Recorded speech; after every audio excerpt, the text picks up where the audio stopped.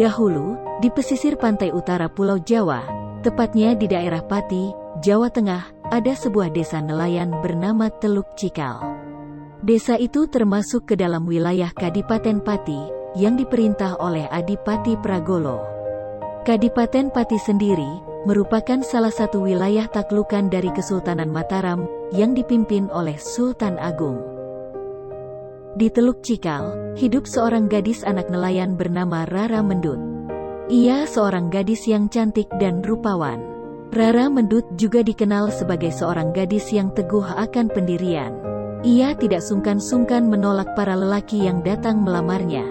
Sebab, ia sudah memiliki calon suami, yakni seorang pemuda desa yang tampan, bernama Pranacitra, putra Nyai Singabrong, seorang saudagar kaya raya. Suatu hari, berita tentang kecantikan dan kemolekan Rara Mendut terdengar oleh Adipati Pragolo. Penguasa Kadipaten Pati itu pun bermaksud menjadikannya sebagai selir. Sudah berkali-kali ia membujuknya, namun Rara Mendut tetap menolak. Merasa dikecewakan, Adipati Pragolo mengutus beberapa pengawalnya untuk menculik Rara Mendut. Hari itu, ketika Rara Mendut sedang asyik menjemur ikan di pantai seorang diri, datanglah utusan Adipati Pragolo. Ayo gadis cantik, ikut kami ke keraton. Lepaskan aku! Lepaskan aku! Aku tidak mau menjadi selir Adipati Pragolo. Aku sudah punya kekasih. Para pengawal itu tidak peduli dengan rengekan Rara Mendut. Mereka terus menyeret gadis itu naik ke kuda, lalu membawanya ke keraton. Sebagai calon selir, Rara Mendut dipingit di dalam puri Kadipaten Pati, di bawah asuhan seorang dayang bernama Nisemangka, dengan dibantu oleh seorang dayang yang lebih muda, bernama Genduk Duku. Sementara, Rara Mendut dalam masa pingitan, di Kadipaten Pati sedang terjadi gejolak. Sultan Agung menuding Adipati Pragolo sebagai pemberontak, karena tidak mau membayar upeti kepada Kesultanan Mataram. Sultan Agung pun memimpin langsung penyerangan ke Kadipaten Pati. Berbekal tombak, pusaka baru kelinting, Kinaya Dharma langsung menyerang Adipati Pragolo. Namun, serangannya masih mampu ditepis oleh Adipati Pragolo. Saat Adipati itu lengah, Kinaya Dharma dengan cepat menikamkan pusaka baru kelinting ke bagian tubuh sang Adipati yang tidak terlindungi oleh baju zirah.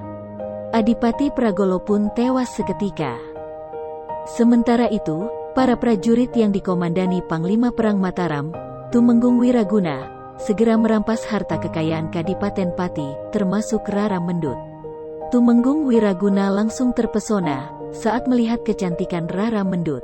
Ia pun memboyong Rara Mendut ke Mataram untuk dijadikan selirnya. Tumenggung Wiraguna berkali-kali membujuk Rara Mendut untuk dijadikan selir, namun selalu ditolak.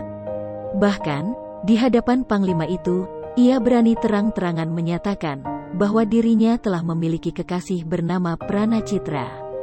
Sikap Rara Mendut yang keras kepala itu membuat Tumenggung Wiraguna murka.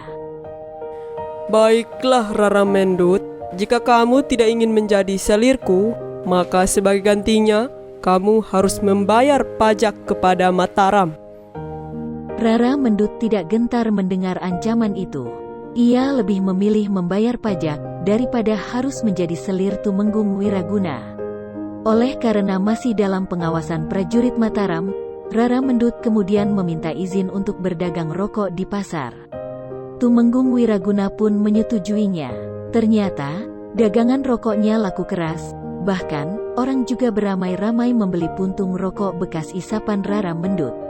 Suatu hari, ketika sedang berjualan di pasar, Rara Mendut bertemu dengan Pranacitra yang sengaja datang mencari kekasihnya itu. Pranacitra berusaha mencari jalan untuk bisa melarikan Rara Mendut dari Mataram.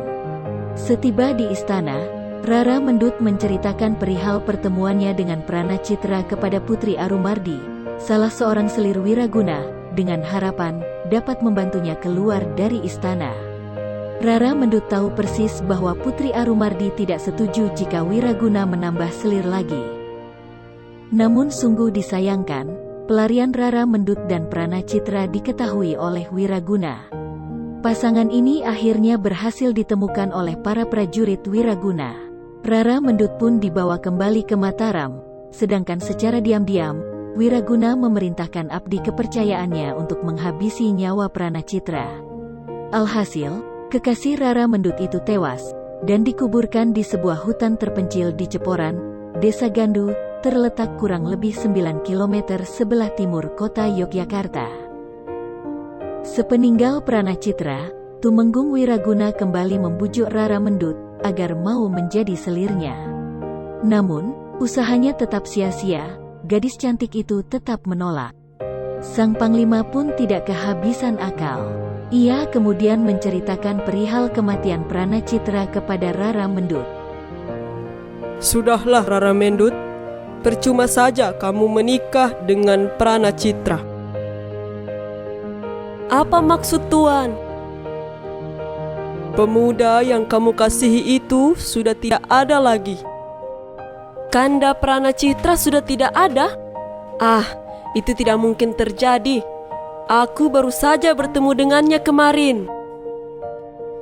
Jika kamu tidak percaya, ikutlah bersamaku. Akan kutunjukkan kuburnya. Rara Mendut pun menurut untuk membuktikan perkataan Tumenggung Wiraguna. Betapa terkejutnya Rara Mendut begitu sampai di tempat Pranacitra dikuburkan. Ia berteriak histeris di hadapan makam kekasihnya. Kanda, jangan tinggalkan Dinda. Sudahlah Mendut, tak ada lagi gunanya meratapi orang yang sudah mati. Ayo kita tinggalkan tempat ini. Rara Mendut pun bangkit, lalu mengikuti Tumenggung Wiraguna sambil terus menangis. Belum jauh mereka meninggalkan tempat pemakaman itu, Rara Mendut pun murka, dan mengancam akan melaporkan perbuatan Wiraguna kepada Raja Mataram, Sultan Agung. Perbuatan Tuan akan kulaporkan kepada Raja Mataram, agar mendapat hukuman yang setimpal. Setiba di makam Pranacitra, Rara Mendut bermaksud untuk bunuh diri. Berhenti Mendut! Jangan Mendut, jangan lakukan itu! Namun, semuanya sudah terlambat. Rara Mendut telah menikam perutnya dengan keris yang dibawanya. Tubuhnya pun langsung roboh, dan tewas di samping makam kekasihnya. Melihat peristiwa itu, Tumenggung Wiraguna merasa amat menyesal atas perbuatannya. Oh Tuhan, sekiranya aku tidak memaksanya menjadi selirku, tentu Rara Mendut tidak akan nekat bunuh diri. Penyesalan itu tak ada gunanya, karena semuanya sudah terjadi. Untuk menebus kesalahannya, Tumenggung Wiraguna menguburkan Rara Mendut satu liang dengan Pranacitra. Begitulah kisah perjuangan Rara Mendut dalam mempertahankan harga diri dan kesetiaannya. Adapun pesan moral yang dapat dipetik dari kisah di atas adalah bahwa harta, pangkat, dan jabatan bukanlah jaminan untuk mendapatkan cinta sejati seseorang. Cinta sejati tidak selamanya bisa dinilai dengan materi, namun justru cinta itu hadir karena perasaan saling memberi, menerima, dan memiliki. Sebagaimana kisah Rara Mendut dan Pranacitra.